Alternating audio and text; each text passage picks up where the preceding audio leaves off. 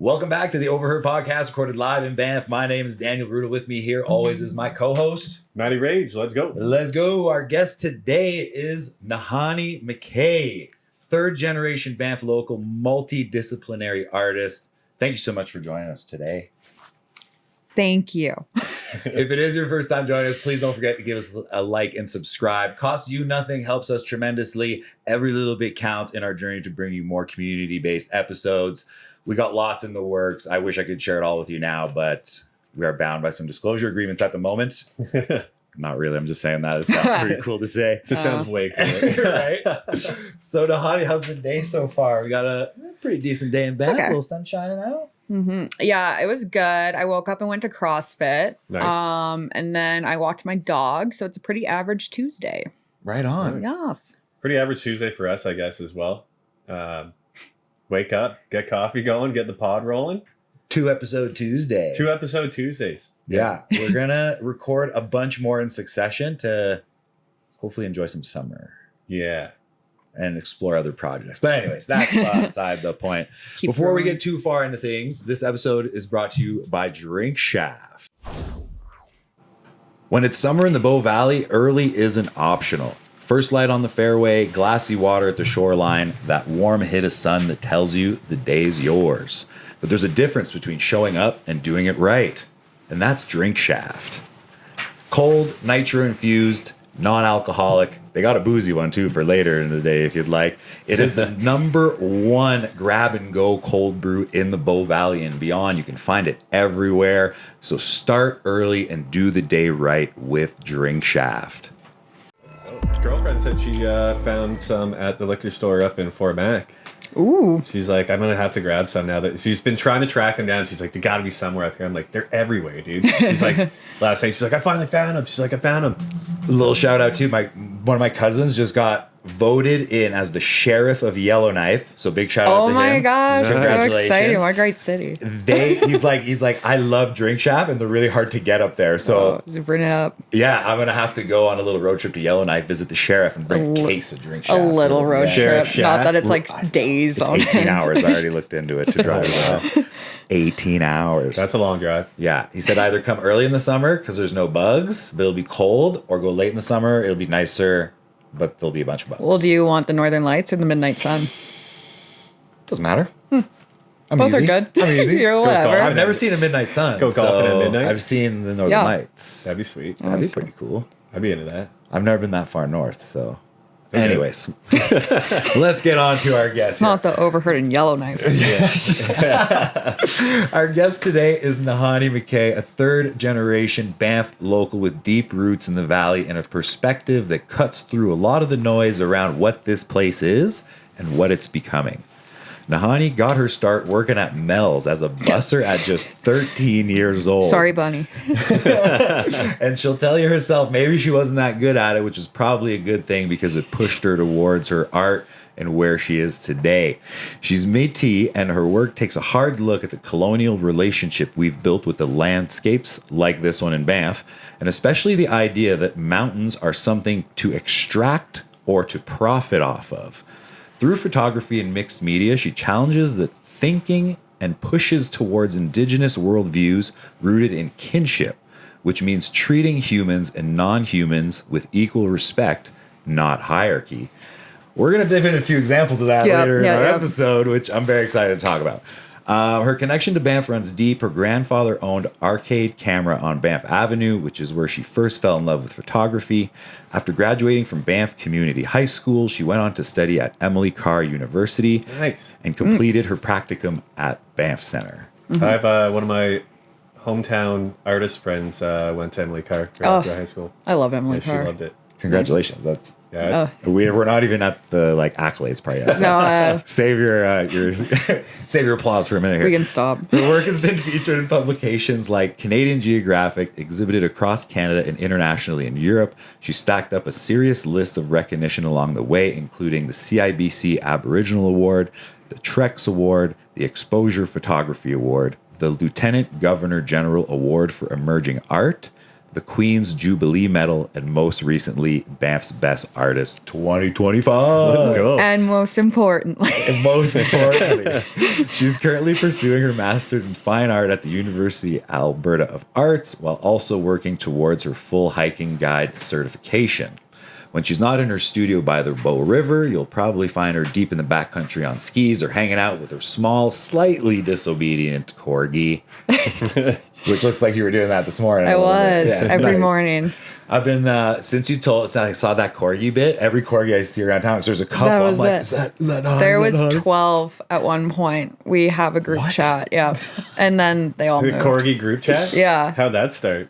Well, there was Calgary Corgi meetup, and then there's so many corgis in the Bow Valley. We just started our own group chat, and then I had a corgi race for Lupo's first birthday at the dog park. It was so funny, but yeah, so that's how it started. Nice, some pretty impressive times, I bet, in the corgi race. It was so they're cute. not known for the running stride. No.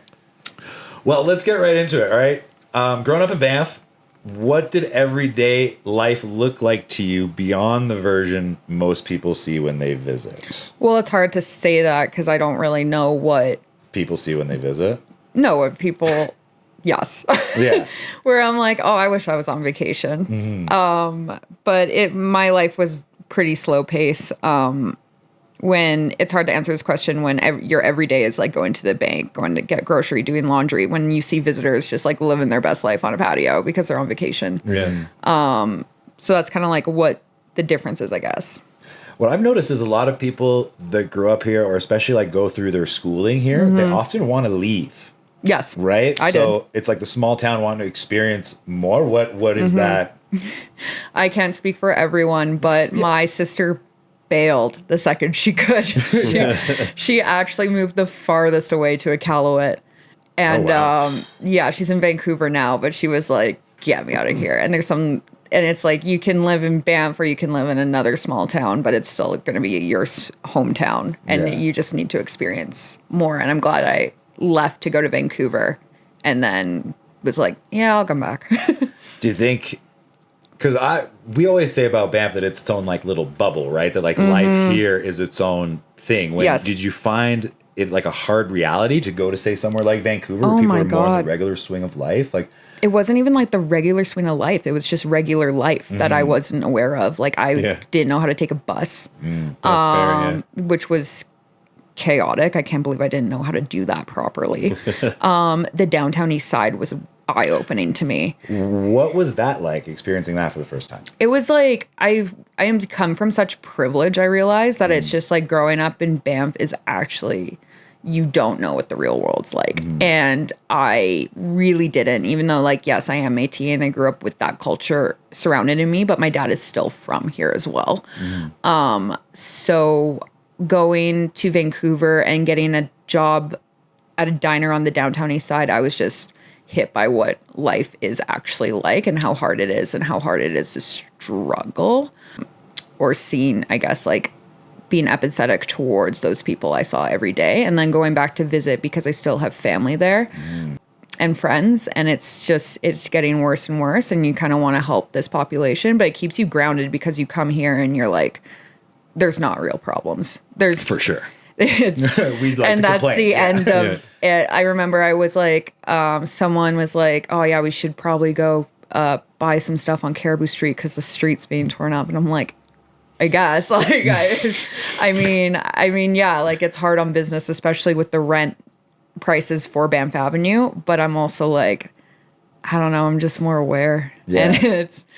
And it's crazy also being like at school in the fall in Calgary now. It's like, it's definitely like, yeah, it's only an hour away, but it's a different world.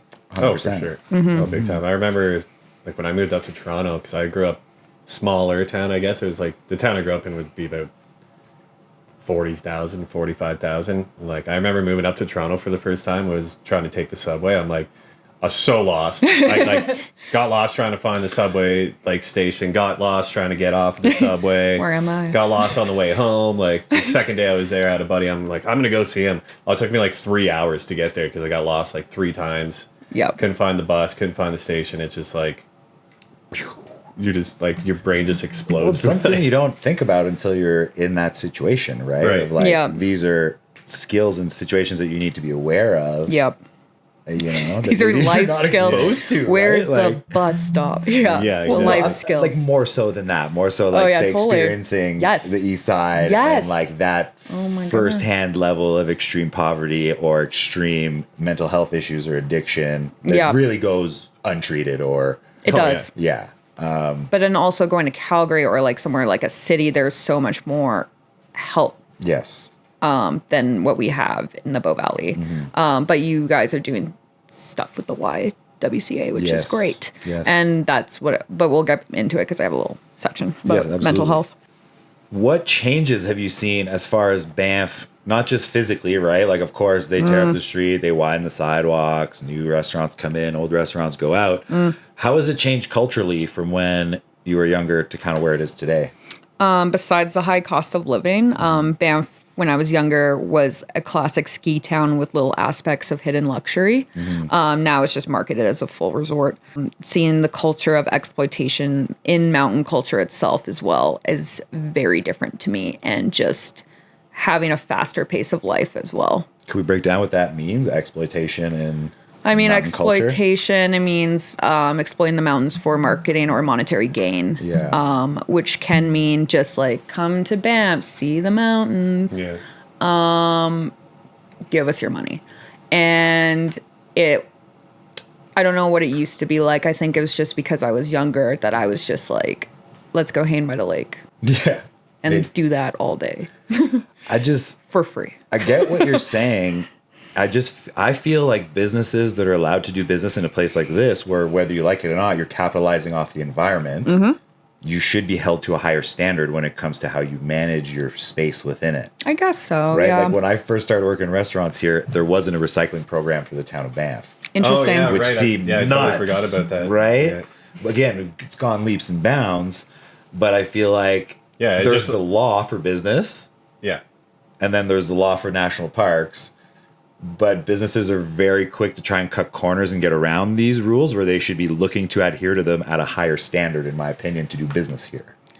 But is that the system's problem with them not putting in these laws that you have to do this if you have a business here? Because my mom once told me that you wanted to have a business here, you used to have Staffacom. Absolutely. Right. And I think that's changed. It has changed. It changed to money in lieu, so you don't have to build or occupy or own physical space. You Yeah. pay money to the town, which them is to then develop. meant to go to development, exactly. to staff. You guys know so much.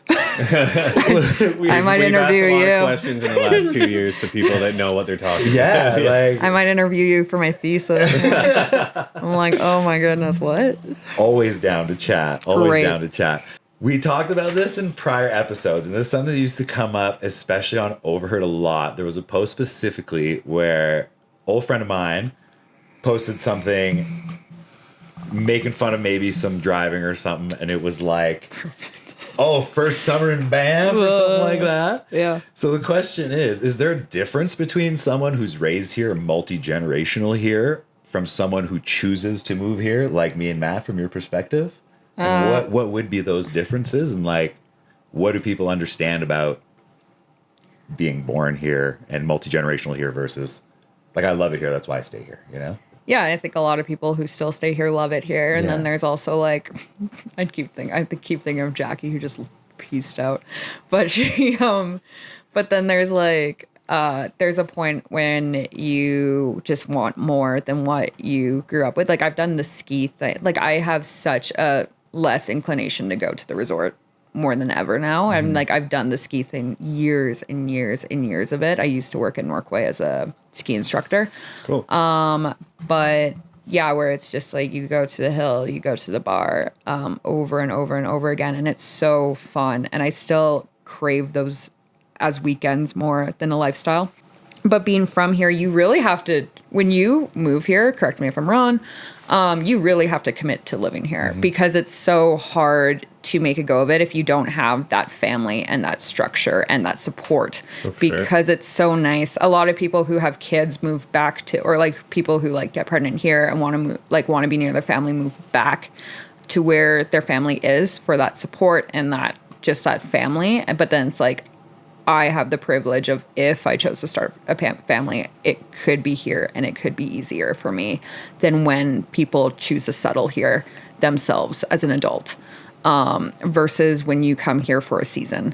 So, Well, I've talked to other, maybe not born and bred locals, but especially people that did like their high school here or that have their family cores here. And even for them, as they try to leave the family nest, they have a real hard time finding places for themselves, right? So, and it's almost like there's kind of two categories of renters or landlords, I would say, in Banff. Those that want the quick buck and the high turnover, and then those that want the like secure long-term tenants, which kind of offer people a bigger chance to lay roots here, to stay here long-term.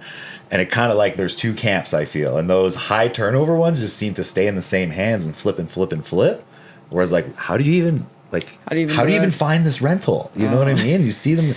How'd you find this rental? Yeah. Like, I'm serious. How'd you find How do you find any rental is the better question. Like, yeah. So there's also that flip side of it from like, say, me who doesn't have roots here.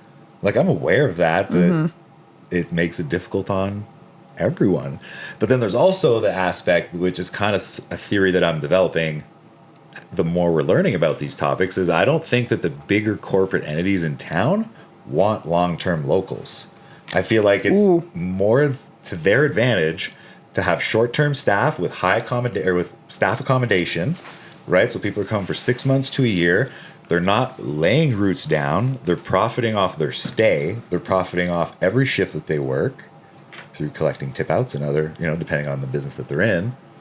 So it's a very strange conclusion that I've come to, that you can say that the short-term Banff resident is more profitable to large corporations than your long-term local, because they would have to give them things like benefits and how dare they? Yeah, right? well, yeah, think about it too. Like, if someone worked at your business for 10 years, they're going to be making, hopefully, substantially more than, someone who just started. You know what I mean? Like, your starting wage at a location is always going to be way lower than, decade down the road. So, I mean, it kind of makes sense for them. It's like, why would you want to have someone making $30 an hour when you can just hire someone for 15 to $20 and call it even? You know what I mean? Like, well, you kind of follow the money, and then you see the actions that are put into place. That's kind of my perception of things, right? Like, I don't know. What do you think as I can't even answer it. I just, as someone who's always been secure here, and I'm very fortunate to have been, but I have worked at those like conglomerates, like the Banff Springs Hotel, and seen those kids just have the best and worst time of their life, for sure, all at the same time, and them being in staff accom, and it's like such a different vibe. But it's I don't know. I just really get sad when I have like good friends who've been here for like years, like 5 years plus on end, that we've like really developed a relationship, and then they just have to leave. And it's kind of been brutal that way as a local, because like I didn't have a lot of friends. I have good friends from high school for sure. I wasn't like popular or anything. So it's like my chosen family was very much from my work, me working at like Norquay and stuff like that. Lululemon, I've worked everywhere. Lululemon and Banff Center, and it's hard to see that the transient community kind of just like leave, just because it's so hard to be here physically with this. Yeah, and it's almost, correct me if I'm wrong, it seems to be getting worse, and because it's just getting busier and busier and busier, and which is more of a call for staff housing. But if you can't find housing, how do you work here? It's a very strange, it's so multifaceted problem that we're with, right? So of course, businesses don't want to slow down the gates. We don't want to keep people from coming to Banff and spending money. But then as tourism grows, which it has exponentially every single year, it's like, how do we keep up with the demand? At some point, something's got to give, right? Either limiting people or... Anyways, so we'll get to all that in just a bit. Let's talk about your art for a bit. Hey. You found your way into art early on. Yeah. How did you get into it, and when did you kind of shift from? Because I feel like every artist has that shift from creating for fun to realizing, hey, maybe there's a message, maybe there's something more to this act of creating. Yeah, so I've like everyone else, no, I'm not say everyone else, but most artists in the Bow Valley, I was inspired by the mountains themselves. And in my undergrad, I was always bringing photos of Banff to class when I was in Vancouver. And I had some profs that kind of dismissed me fully as an artist or a conceptual artist because it was just landscape photography. And then I had some profs who really wanted to see me develop as an artist and be like, you have a connection to this place, explore it, maybe in a different sense than it looks pretty. And I was like, okay. So I started I started journaling and doing field work and not field work, field notes when I'm hiking and just seeing what I see. And a lot of it was definitely, a lot of my inspiration came from Lake Louise and Moraine Lake. And this was way before the bus system came back in. Sorry to interrupt. What do those notes look like when you're out there? Are they handwritten notes? Are you taking mental snapshots? What does that look Journaling. like? Journaling. This is how I feel. Dear diary. Cool. Yeah. Well, it's important for people to know that. You can bring a journal out with you when you're out there. I love right? it. Or a sketchbook. Yeah, my ex always brought a sketchbook with him wherever he went. That was kind of cool to see. And it's just definitely a way of just being in the moment as well. Cool. Yeah, and then that's what got me into where I am now as an artist is kind of instead of where my photography was very much exploitive of mountains, it's more it's exploring different ways and critiquing mountain culture itself. What makes the difference for you between one or the other, exploitative or... Because that's kind of the interesting question for me is what makes that different from exploiting the mountains to... Do you mean exploitation or appreciation? Yeah. To appreciation? Yeah. Exploitation definitely is I think it's definitely the way of marketing or how the Tourism Bureau is marketing where it's just come to Banff, all these influencers, they're here for a quick... here for a quick day or not day, but you're here to take photos in mountains to show the world on your social feed, whatever capacity or medium that is, and then leave. And then who's here to deal with that? Who's here to pick up the pieces or the litter, literally, that you have created? And where it's appreciation, it's stewardship for the land. And it's being in the moment and feeling the wind and the mountains and the movement and listening to the river. Quiet nature versus backpack speakers. What are we doing? Yeah.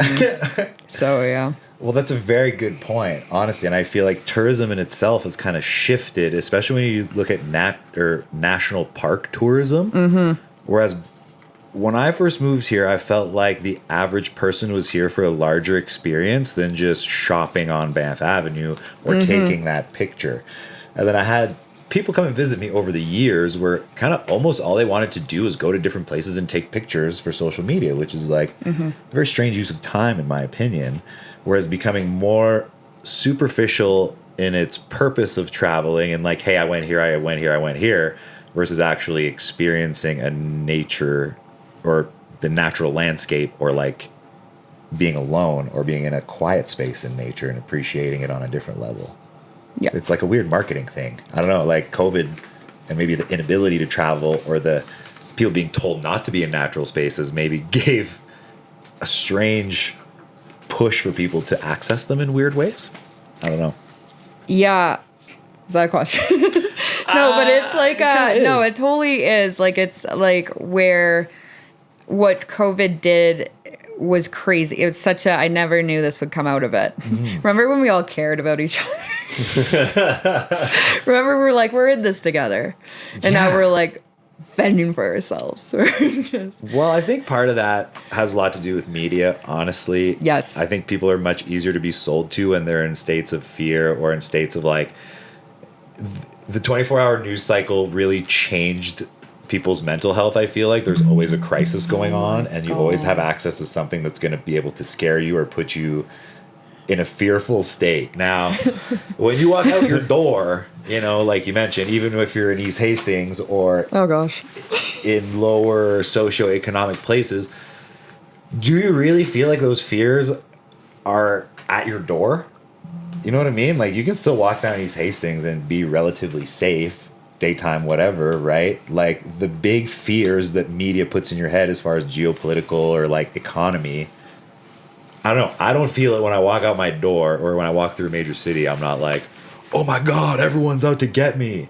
But if all you do is sit at home and watch the news, it's very easy to feel that way. You know? Yeah. I mean, I wouldn't use East Hastings as a Example of safety. an example of safety or an example at all when we're literally sitting in a living room and we're looking at Sleeping Buffalo. Yeah.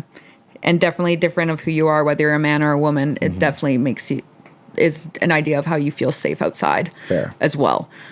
But going back to how we felt during COVID, where it's like, yeah, that constant news cycle is definitely like took a toll on people's mental health. And then, but living in Banff, even like I've been here for maybe 2 weeks now off school, and I'm like, I haven't listened to the news once because I literally just forgot to. Yeah. And I think that's also a responsibility for me to listen to what's going on in the world as a social responsibility, especially as an artist, that I have to make work about what's going on and how's it affecting the environment for me specifically.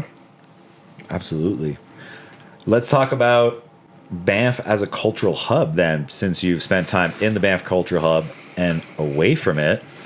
How would you compare its perception? Like, I don't know, how is it for you? Do you feel like Banff lives up to its reputation as far as a international cultural hub with Banff Center I think the Banff Center itself is an international cultural hub. Like, I wouldn't be where I am today without the Banff Center, and I'm so grateful for all the opportunities they've given me.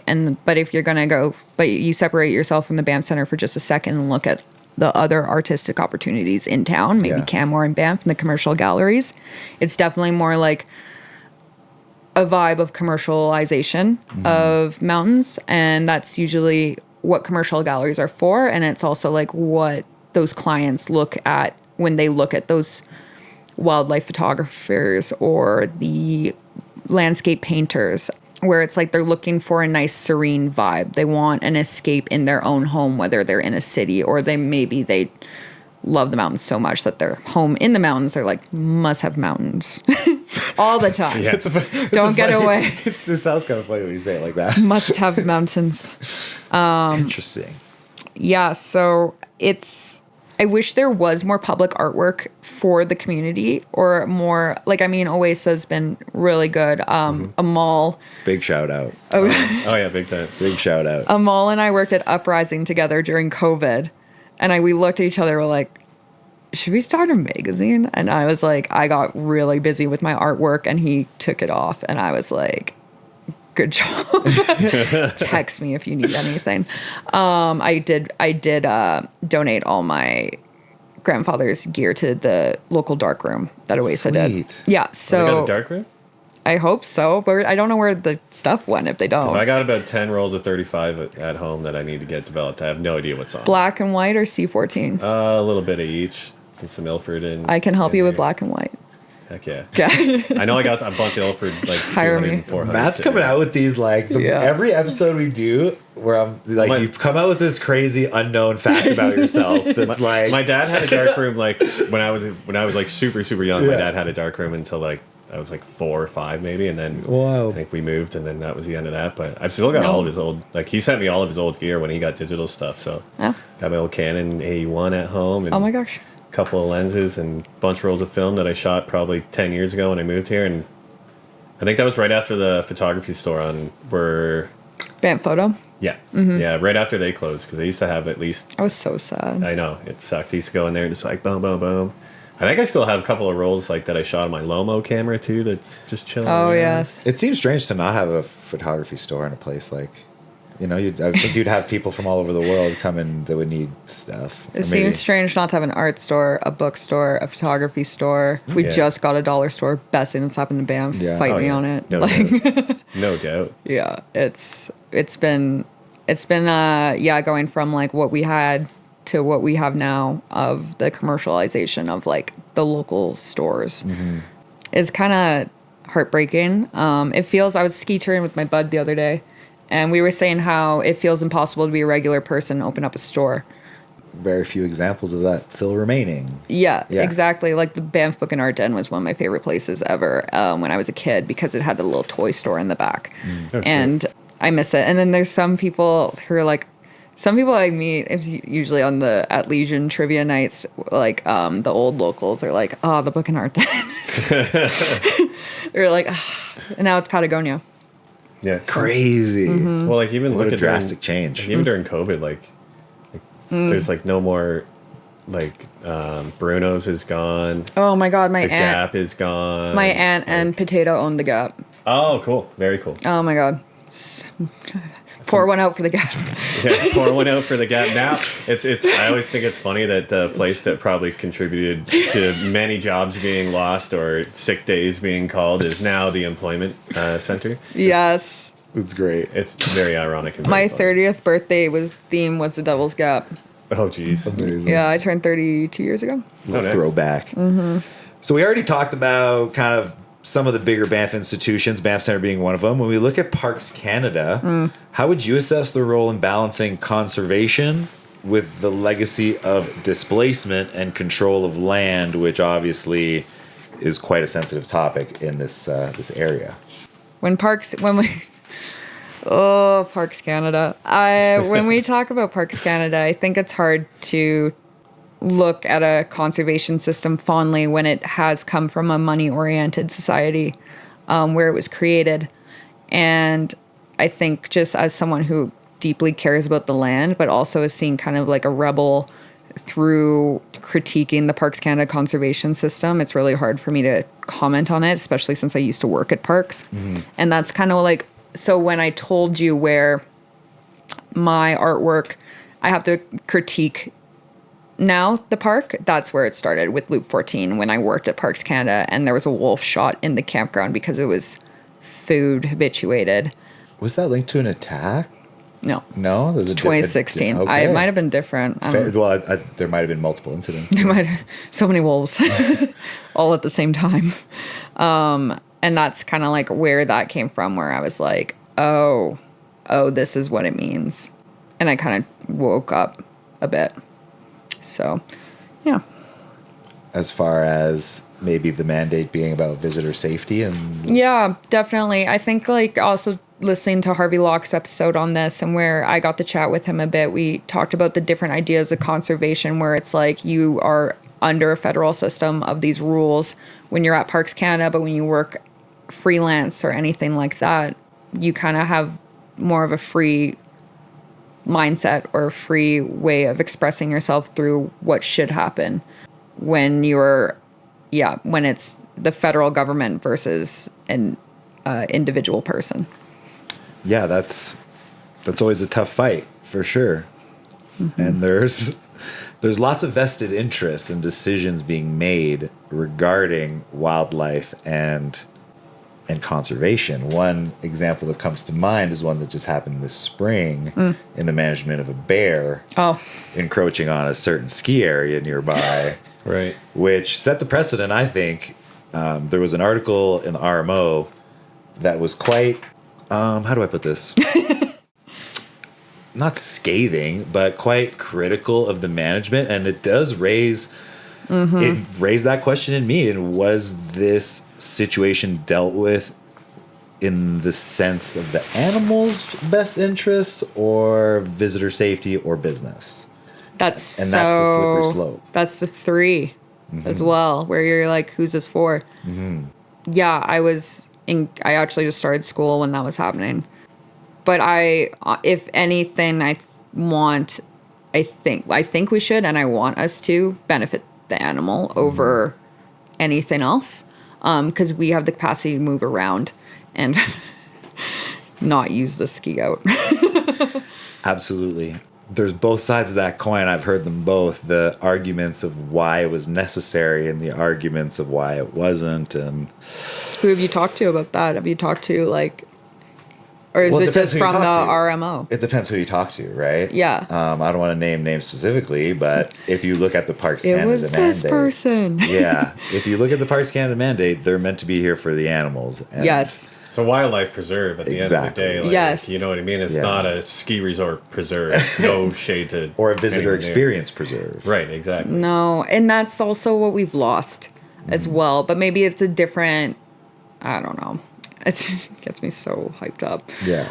Yeah, exactly. The Parks Canada mandate, I have definitely read a few times where in my work, because I have to cite it when I'm doing my artist talks, because I'm like, this is what the mandate says, and this is what is actually happening. It's we need to obviously look at that. And then what makes me kind of weary about speaking an open mind, like what made me so nervous about being on this podcast, is because I'm like, I don't like, yeah, I'm very much comfortable in Banff, but I'm still struggling as an artist, where I'm like, I still rely on this money, and we all do, because it's coming in, and it's coming in fast, and it's coming in from like these big corporations where it's like, when do you say no? Do you just choose the lesser of two evils?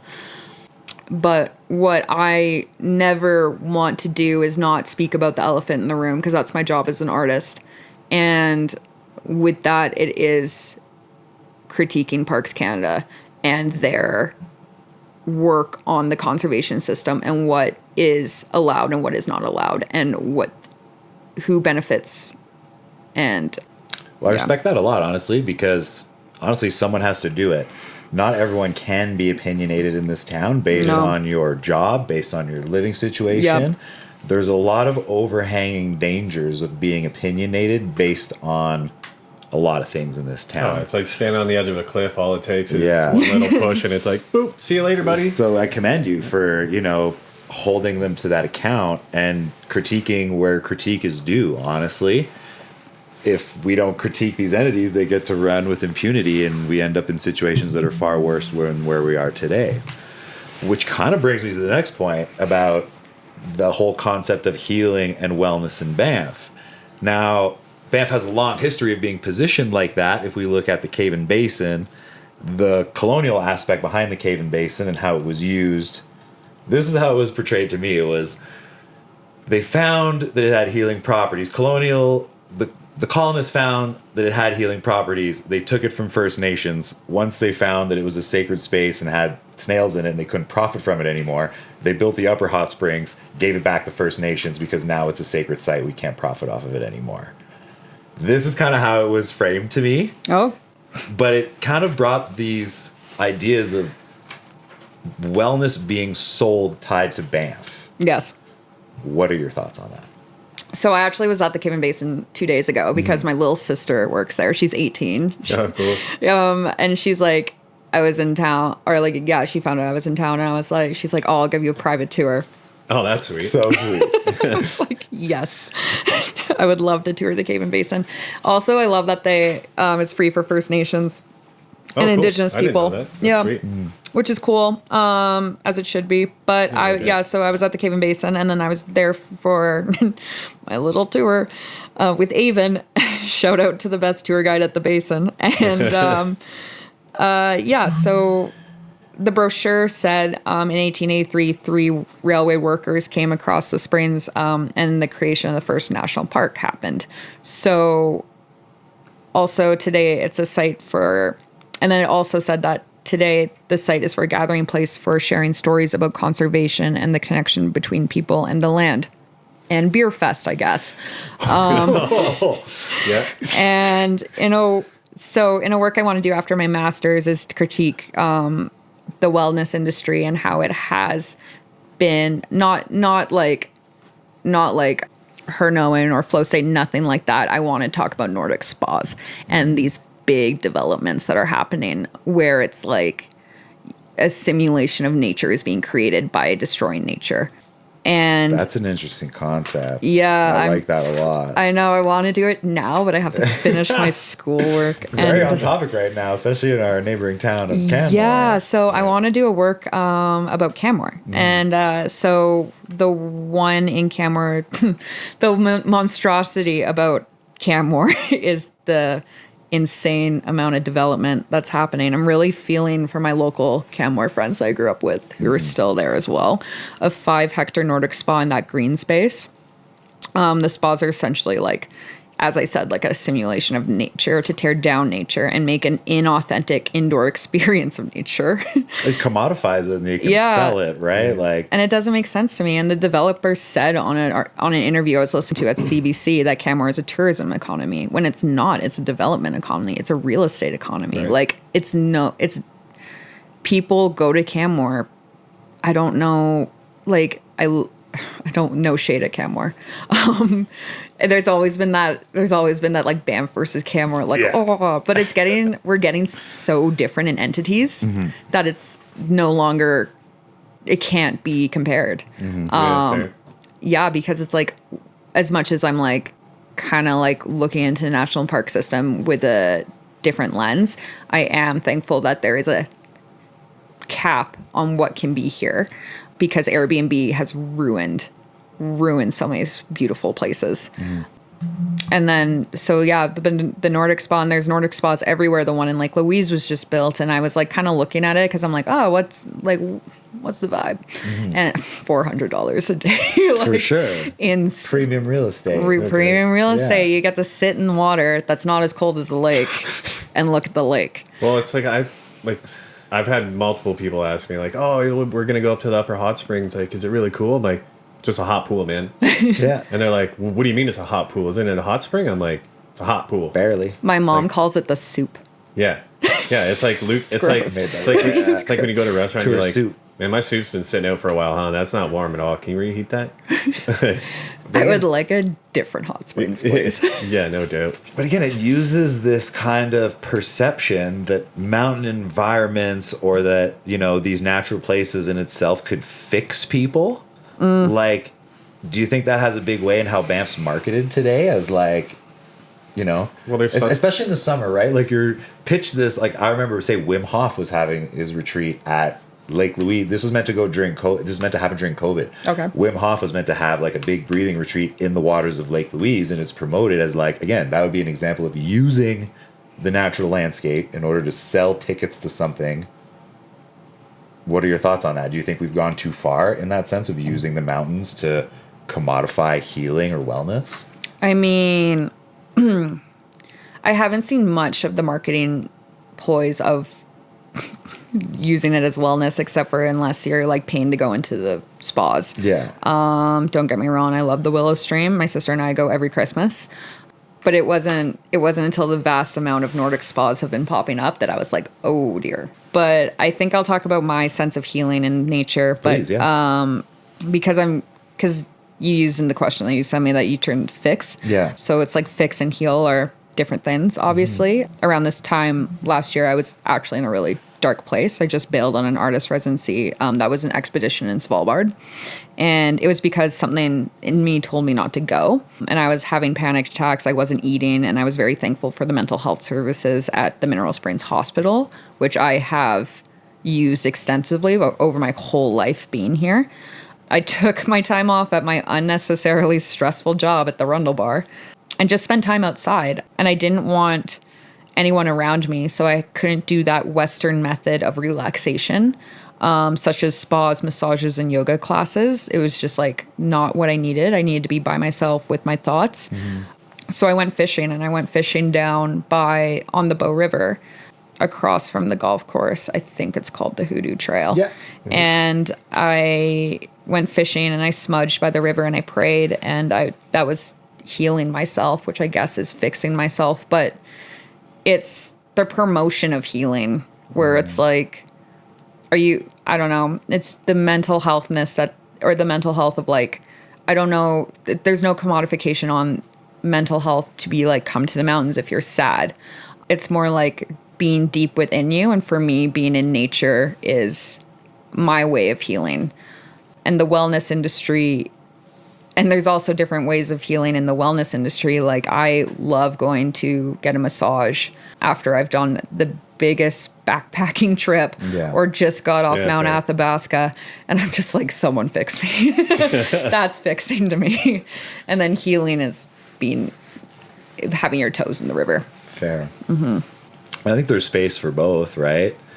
What role do you think influencer culture has played into the broader commercialization of the Bow Valley? Now, this one pertains, like, people have commented that we're doing a good job at being influencers. Do you think you're an influencer? I hate the term. I don't think so. I would consider myself a podcaster, if anything. That's an influencer. I want to influence people for good.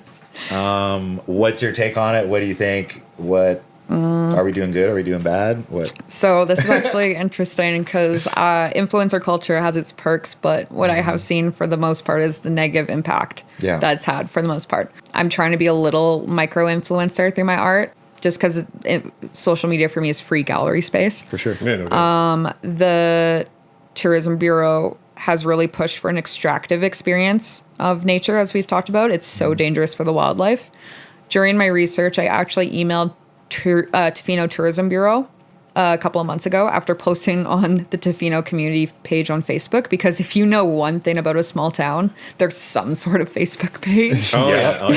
I loved it. I was like, hey, how's tourism doing in Tofino? What's it like? And it just comments after comments, and then like little like notifications being like, your post got a gold star. I'm like, oh, sorry. And then so I received an email from the executive director of Tofino Tourism, and she actually lives in Tofino, which is rare for someone of a director to live in the town they're marketing. That's crazy. You should have to.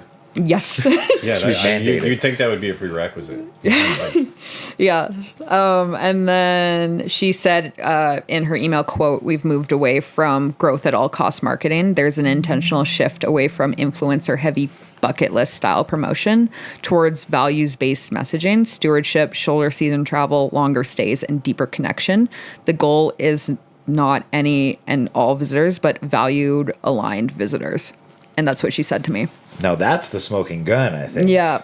That is where I think Banff could maybe learn from Tofino. Yes. And then obviously that snowballed into a lot of emails from members of the First Nation community out there. And I was just so interested. And I was like, I don't know, there's something like the lack of power I have as an artist to be like, but no, actually it is more power for me as an artist to talk about this, but also me as a visitor, not being in Tofino, but being so, I don't know, feeling for them almost, like feeling for that community and the land, because the ocean, like Tofino is a different entity. Like it is so beautiful and like so, and that's where I like to vacation, even though it is the Banff of the West Coast. And, but that also is like, I love Banff so much. So like, why would I not go visit this other place to be like another form of healing? But the coast makes me a little sad. I don't know why. I think it's the rain, but it's special and it speaks to you too. But anyway, sorry, the influencer market for that was really, really inspiring, because I was like, oh, just another tourism thing going on. But it was actually like, oh, that was a really great answer. Thank you so much. I'm Ron. And but it was refreshing to hear that from the usual, like, hey guys, this is my channel. Welcome to Banff. This is what I'm going to do today. And then next thing you know, they're having like a $50 cocktail somewhere. And you're like, ugh, I can't. Why? Well, let's jump forward to skiing, because I feel like the skiing event itself had a super heavy influencer presence with a kind of side of marketing it as if it's historically relevant, which I don't think it is at all. Kind of a misappropriation of the, like, using the, it's a blatant lie to sell this event, in my opinion. Yes, and that's a good opinion. So I don't even know where to start. This is the second podcast I've talked about, which is Skidroring on. Oh, nice.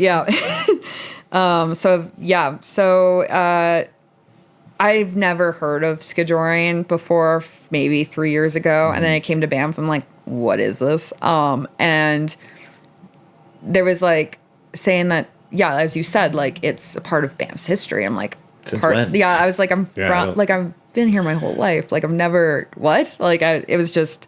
But if it is, it's Banff's European heritage. It's a colonial heritage. Skijoring is not an authentic experience to the mountains.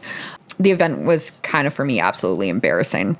If you really look at the outfits, the dress code was the fur trade, with the shameless display of the Hudson's Bay blankets everywhere. It truly, it was just like made me feel like the work that BLLT was doing for the Indigenous community was performative at that point, when it was such a display of.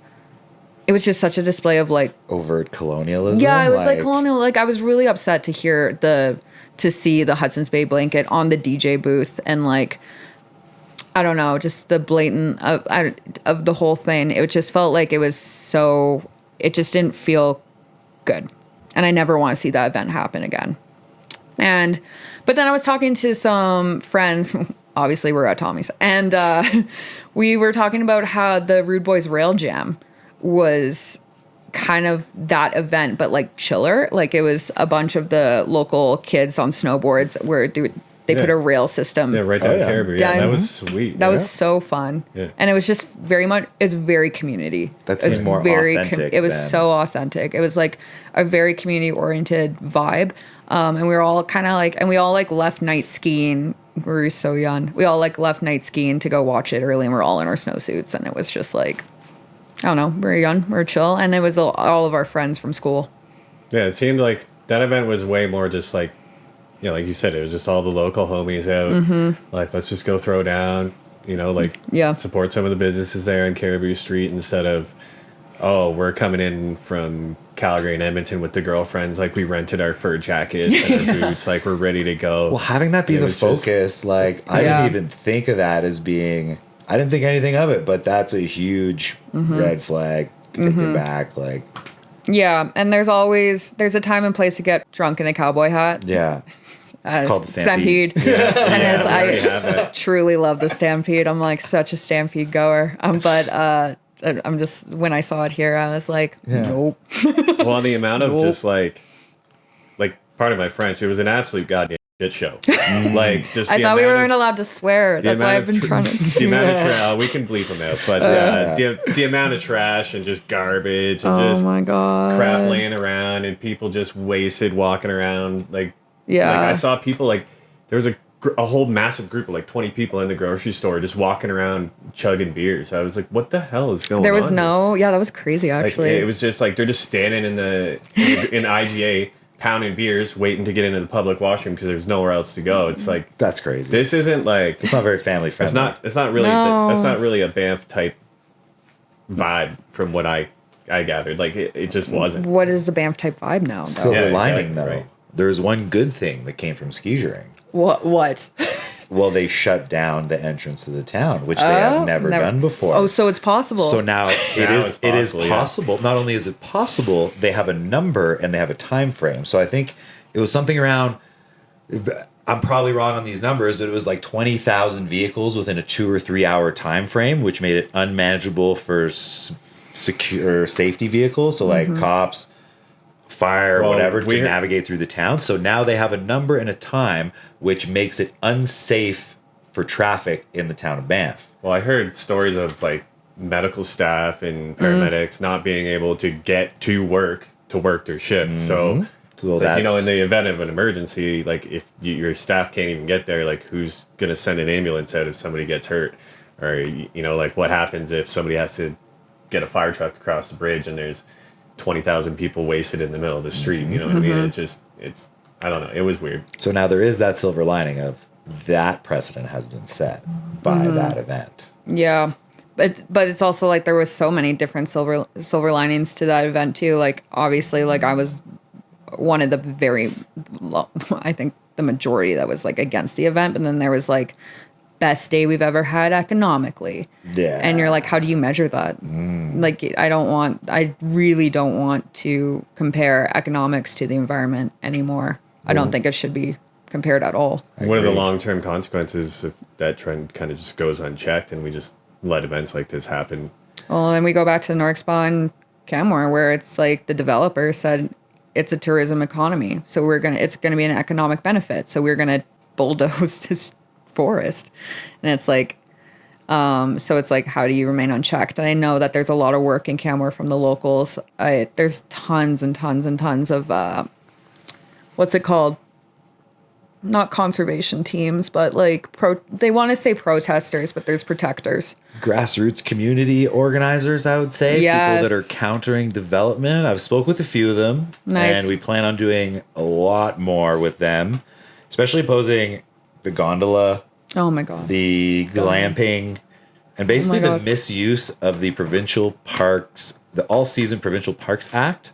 So this is a piece of provincial legislation that was put in to mend the boundaries of Fortress Mountain to allow them to expand. I want to learn more. Yeah, it's being misused all over the province. It's meant to be used in underdeveloped tourism economies.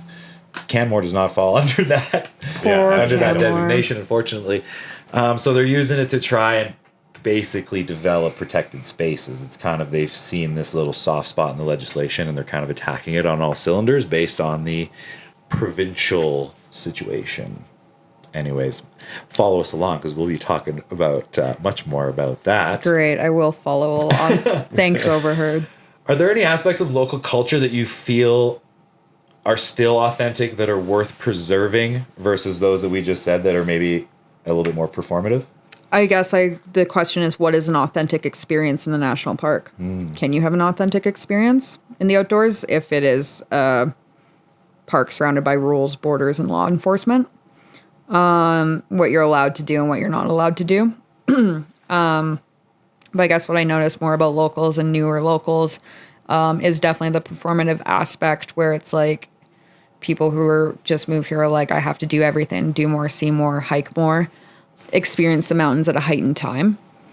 Yeah, I guess that's what I'm trying to say. I guess like for an example, I was doing my hiking guides exam on Hart Mountain near Canmore. Oh, cool. I love that one. That's a sweet little good hike. one. I know. It's not hike. little. No, I know. It's Climbing so that funny. rock wall is a little intense. I know, it's Yeah. nuts. So we were, we had our little group, and the premise of the guides exam was to be, to have good interp, have professionalism, and know where you're going.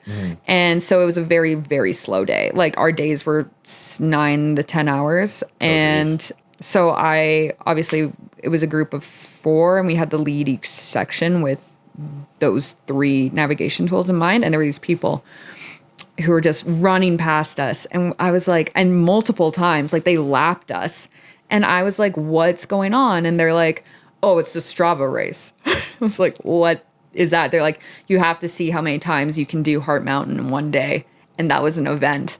And it was Like a sanctioned event? I don't know what it was. I'm not on app or Strava. something, yeah. Yeah, I don't.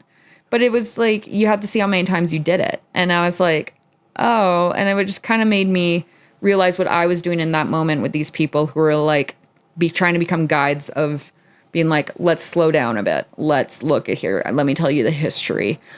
Wait, I have to check my compass. Oh God, the weather's coming in, and then. The like, let's see how fast we can go and how many times we can go. And it's experiencing the mountains in that way that I find a little performative of the posting, the Strava race, the social media, but I'm not above social media at any means. Yeah. But I've noticed that I guess also I was talking to some friends at CrossFit today and they're like, it's become a problem. Too many people are doing marathons. I'm like, I think we should all just stop. I think we should stop running. Well, when you talk about like performativeness, I think in interviewing a lot of athletes, especially in those realms of marathons or climbing or the really extremer examples, tend to talk about it less. It's like this weird humbleness Yes. of if you're really doing it, you're not out there blasting it. You know what I mean? Like, Yeah. And some people do. And again, I don't take anything away. We're social media people. I post a lot. You're an influencer, actually. Yeah, influence. No, it's there's a strange, like people can tell when it's performative. I feel rather than genuine. Like there's a few examples that come to mind. I don't want to out anyone, but Why? I thought that's what we're here to do. no, Oh, okay. I'm not That's into fine. that. I'll, I'm not into I'll that. be Everyone quiet. deserves their flowers, you know what I mean? Everyone's just trying their best. In our intro, we talked about your art, and it's focused around decolonizing conservation. Mm-hmm. Before we go, I wanted to ask you, what does that mean? And especially in a place like Banff, what does that look like in practice? I always think of it as like, instead of collaborating or partnering with Indigenous communities or conservation efforts, about how the whole effort should be Indigenous led instead. Yes. Yeah. Sorry. No, cut you off. no, please. So, like, especially in management of the ecosystems, right? Mm-hmm. Especially when I think of fire, First Nations has managed the ecosystem long before the colonialists came here, managed it with fire with great success, if not way better success than we're seeing today. That was a big focus of last year's film festival, is returning back to First Nations practices. Yes. Why not go a step further? Like, Premier of Manitoba, Canoe, like, Yeah. let's have more representation and bring that all the way up, not just in conservation, but like, In politics. yeah. That's also why I'm like, one of my good friends, Kaylee, who I grew up with, is I think the first Indigenous council member. And it was funny because we all kind of would just sit around and complain, and then she actually ran for council, and we're like, That's how you do it. okay, I don't deserve this. I don't deserve to complain if I'm not going to run for council. While I have 2 kids and a business, like, oh my goodness. Oh yeah, she's a boss. She's busy. But that's also what I was really excited to see. Like, yeah, we have our different views, obviously, as everyone does, but it's also like, for me, it was really important to have Indigenous representation in council. So I was really excited for that. But there's also like me being in school, in academia again, is also like, there's a lot of the conservation officers or people that learn from a colonial education system. So there's a lack of compassion taught within the conservation system. I want to say, like, a lot of my artwork, it like has a number in the title because of how Indigenous people were labeled. We're just a number in a system. And that goes the same as wildlife: Bear 148, Bear 122, Bear 178, and so on. Bear 148 was always, her name was just Bear 148, Bear 122, the boss, and then Bear 178 was Nakota. Yeah, but going back to like learning from a book versus a lived experience is Indigenous worldview in itself. So being in the field and seeing how it works and being a part of, and seeing how bears kind of just walk around. I'm not a bear expert. I wish I was. I know a lot about bears, actually. There's trivia in Calgary, and I got all the bear questions. Nailed it. But that's such a good point, though, of First Nations point of view being more immersed in the actual nature versus reading from it from a book, or making, you know, decisions based off analytics versus lived experience, I think is a disconnect that's happening. Yeah, and there's also that disconnect. Sorry, go on. Oh no, I was just agreeing. Yeah, yes. Yeah. But there's also, like, I was reading a book about Louis Riel, and it was always like, there was all these questions from at that time, the Métis were like, why do we have to listen to Ottawa? Why are you talking to Ottawa? They're not even here. They don't, what? Yeah, fair. They're not even, where it's like when Manitoba was becoming Manitoba, I guess. So there's also that disconnect between like the federal government, where it's like, it's going back to Ottawa and then it has to come back here, and then you decide what happens. So how decisions are made, I guess, is like one of my biggest questions about Parks Canada itself. Even though I was just a silly little campground attendant, a student. I was a student campground attendant, and it's interesting to me. I don't know. Continue. Fair enough. Well, you made some really great points. Honestly, just decolonizing conservation to me was just an interesting perspective, because, like I said, we've kind of touched on it a little bit with Banff Center, and I think obviously something's not being managed properly. So I don't see why, looking back at techniques that have worked in the past, I don't see why we haven't come to that conclusion much longer, like way sooner. You know what I mean? Well, I'm just like, I talked to my supervisor about this at school, and we were like, what? Like, it's crazy that nature needs to be managed. It just can't be. It manages itself if you let it do its thing. If you really think about it, Yeah. it just grows. Yeah. Yes, I agree. Well, before we go, when you look at Banff today, what gives you optimism, if any?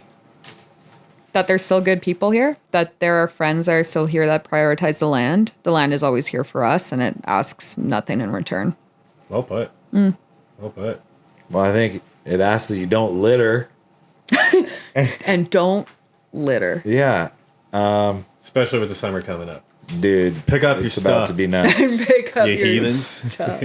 So as far as art exhibitions, you have some very interesting stuff coming up. A solo show at the Art Gallery of Alberta running through 2027. What's the idea behind that body of work? So I guess when it's about the Banff Springs Fairmont Golf Course, I love golfing.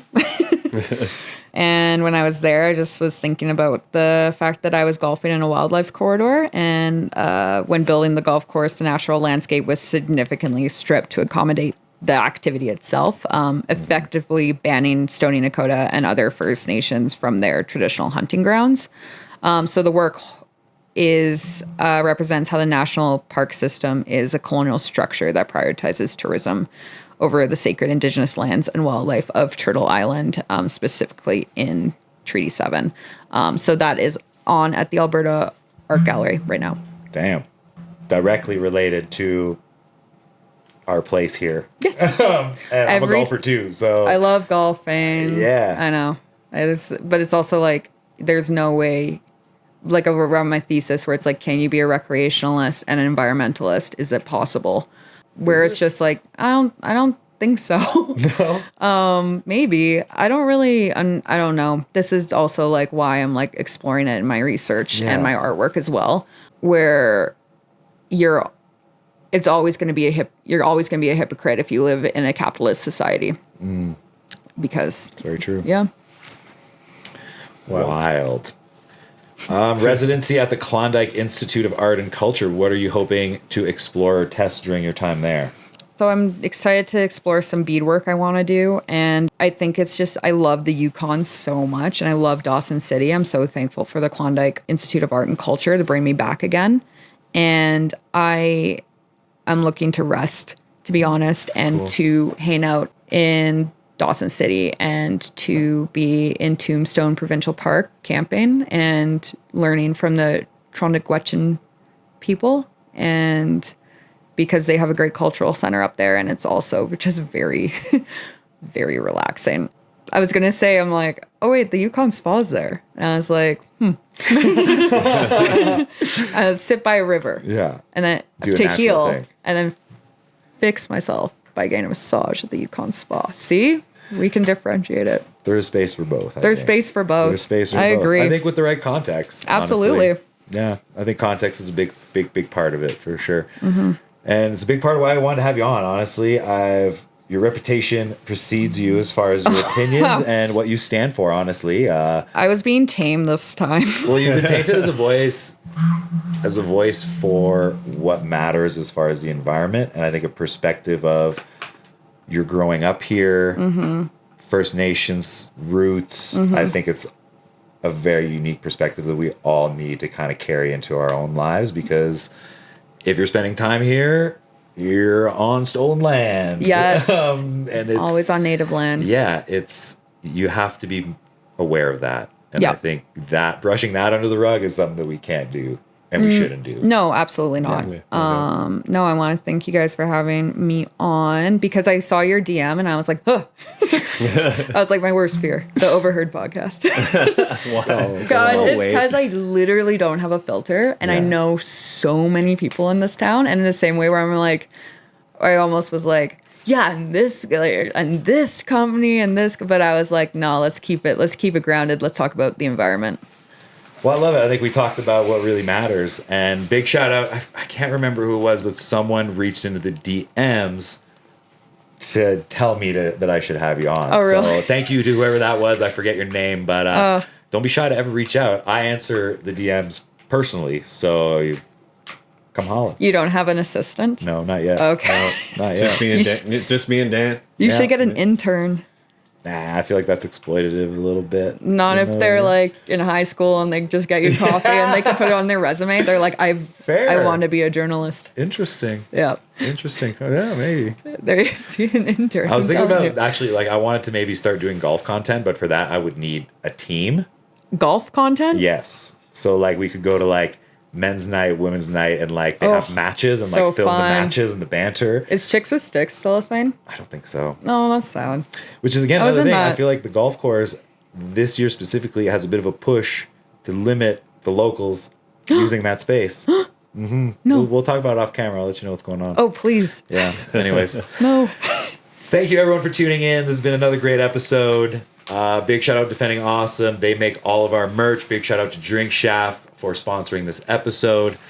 Defending Awesome does more than just print our merch. They're a full print shop, stickers, legal stuff. Yeah. You want to get a nice, cool picture framed or anything. You got a cool set of housemates. You want to get a t-shirt memorializing your season together. Drop in, bounce their ideas off, and they can take care of all the design, all that for you. They're great. So Heck yeah. check them out. If you want to cop our merch, go to overheardpodbanff.com. We don't ask for money from any of y'all listening. If you want to support the pod, have something cool to wear on your head, please go cop it now. I think that's all we got for today. I think that's it. Like every week. We'll see you next Next Tuesday.